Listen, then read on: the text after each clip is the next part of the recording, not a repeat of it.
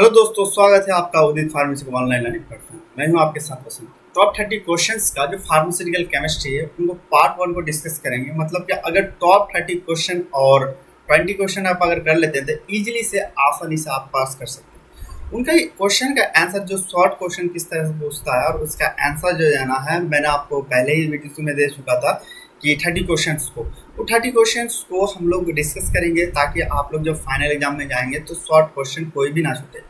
देखो, एक चीज़ हमेशा याद रखना है कि कोई भी क्वेश्चन आपको छोड़ के नहीं रहना है, आना ही नहीं छोड़ के। मतलब कुछ ना कुछ उससे केमिस्ट्री से रिलेटेड लिख देना। अगर मान लेते एग्जांपल 5 नंबर का पूछा, किसी भी ड्रग के बारे में पूछ लिया, अगर आपको स्ट्रक्चर नहीं आता, अगर मान लीजिए उसका आईयूपीएसी नेम नहीं आता, स्टोरेज तो आता है, यूजेस तो आता है, ब्रांड नेम आता है, तो लिख देना। मतलब कुछ भी उसके रिलेटेड आपको लिख के आना है, छोड़ के क्वेश्चन नहीं आना।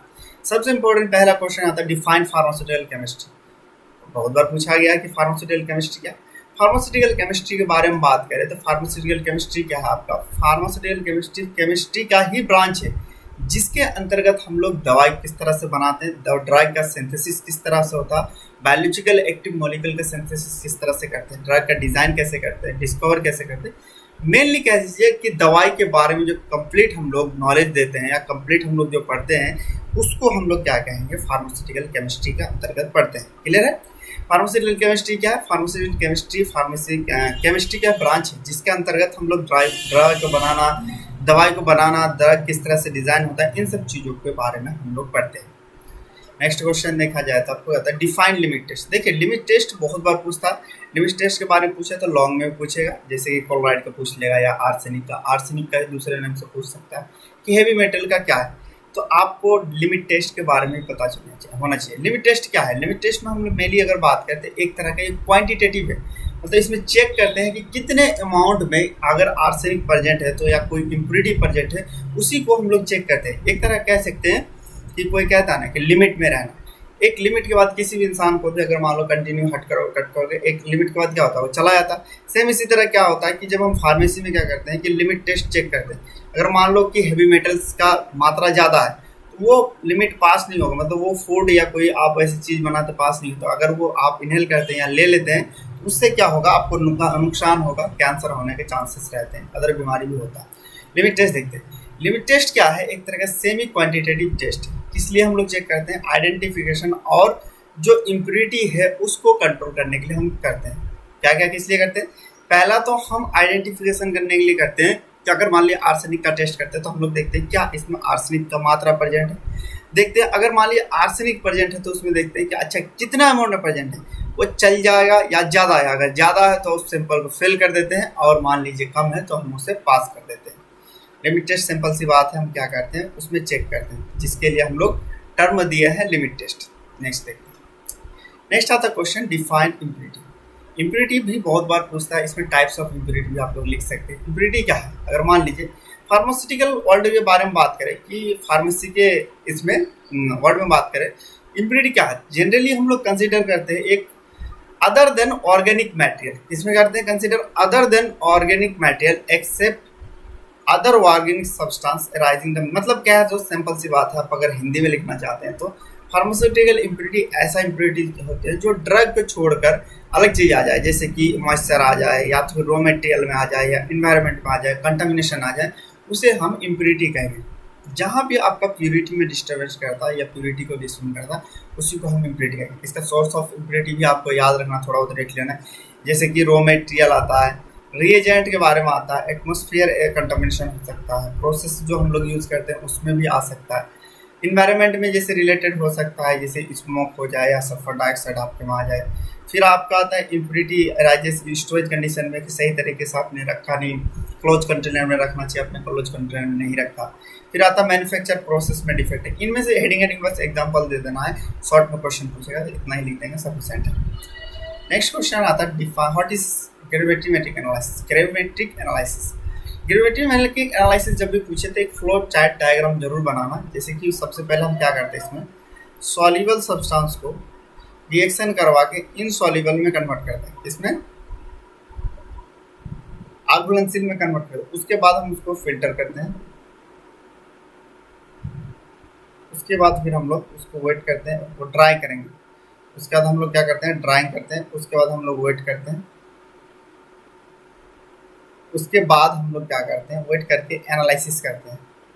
मतलब सिंपल सी बात है कि जैसे एग्जांपल में ले लो कि चाय की पत्ती, अगर मान लो चाय की पत्ती समेत आपको एक सैंपल मिल जाए तो सबसे पहले क्या करोगे, उसको छानोगे, चाय की पत्ती को अलग करोगे। आज चाय की पत्ती अलग करने के बाद उसको देखोगे कितना परसेंट है। मान लो कि 10 कप चाय में देखना है हमें कि 10 कप चाय है, तो उसमें पत्ती इंक्लूडेड है, तो हमें पता करना है कि कितना इसमें पत्ती लगा। तो उसके लिए क्या करेंगे, छान लेंगे, उसको फिल्ट्रेशन करेंगे, फिर उसको थोड़ा सुखाएंगे, उसके बाद हम उसको वेट कर लेंगे कि भाई कितना लगता है, उस हिसाब से हम निकाल लेंगे।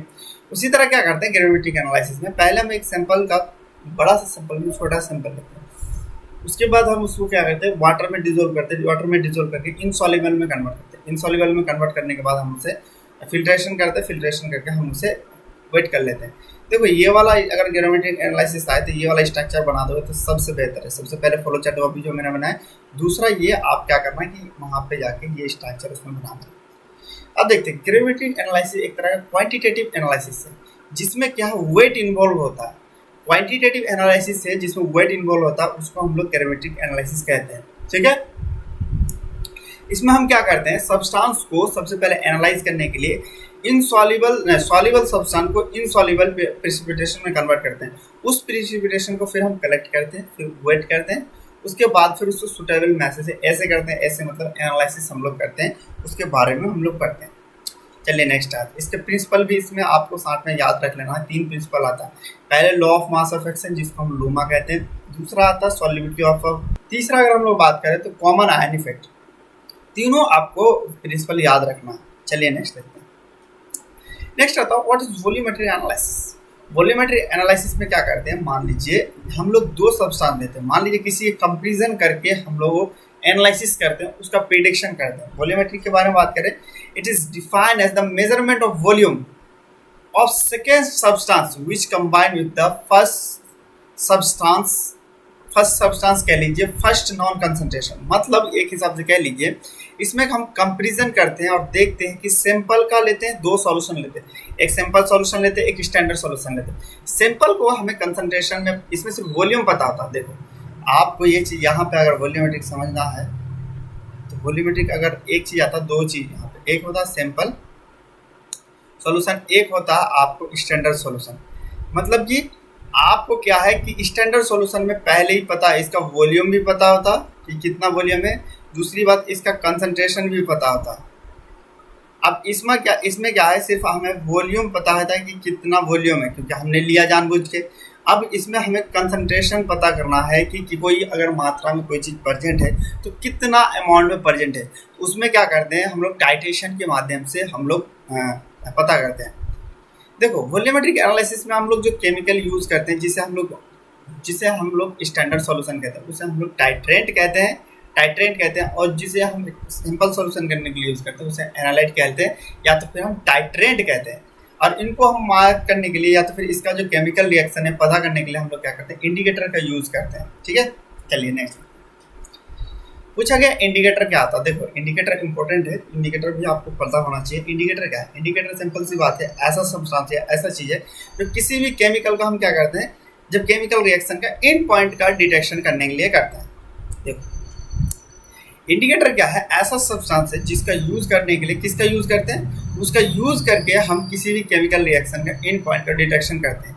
इंडिकेटर ऐसा सब्सटेंस है किस तरह से हमें पता चलता है, चाहे उसका चेंज कलर हो जाए या तो फिर एडिट कर देते हैं अल्काइल मीडियम में, या तो फिर अल्काइल मीडियम या एसिड मीडियम में हम उसको एडिट करके, हमें सिंपल सी बात है उसको पता कैसे चलता कि जब हम उसे ऐड करते हैं तो क्या होता है कि जब एंड पॉइंट आता है तो उसमें कलर चेंजेस देता है। उस कलर चेंजेस का ही बिहाफ पे ही हम लोग कहते हैं कि भैया ये हमारा केमिकल रिएक्शन प्रेजेंट है। इसमें आपको याद रखना फिनाइलएथिलीन है, मिथाइल रेड है, मिथाइल ऑरेंज है, एग्जाम्पल लिख देना बस।